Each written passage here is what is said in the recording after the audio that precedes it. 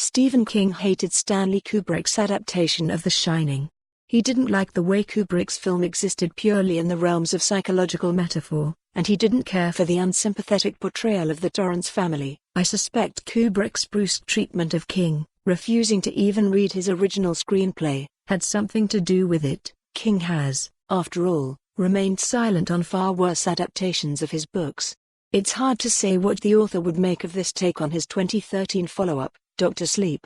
Because while it fits neatly into the canon of glossy, modern Stephen King adaptations, alongside the likes of It, Pet Sematary, Carrie and Gerald's Game, it's also utterly enthralled to Kubrick's cinematic vision.It begins with what appears to be an archive clip from The Shining, with young Danny Torrance pedaling his tricycle across that iconic orange carpet, a version of which I have in my front room.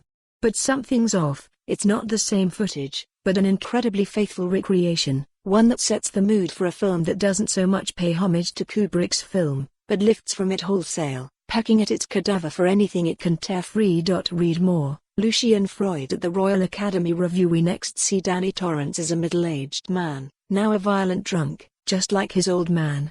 Ewan McGregor steps into the role, exuding his usual charm and charisma, and as Danny begins to fight back against the bottle, it's easy to root for him. After a telepathic young girl makes contact, Danny is drawn into a vicious underworld in which a cadre of fellow shiners murder children for their sweet essence. For an hour or so, Dr. Sleep is a better-than-average fantasy horror, well-acted, expensively produced and full of impressive special effects. It's young adult fiction for 80s kids. But this is all just to build up to the inevitable return to the Overlook Hotel. Those carpets. The incongruous Native American decor. The lift doors, ready to vomit their bloody contents. Twins in summer frocks. An Art Deco ballroom with a congenial barkeep. Every detail is present and correct, right down to the splintered door through which Jack Nicholson once famously leered. Such outright theft may verge on sacrilege, but it feels good to be back, and director Mike Flanagan certainly has a keen eye for imitation.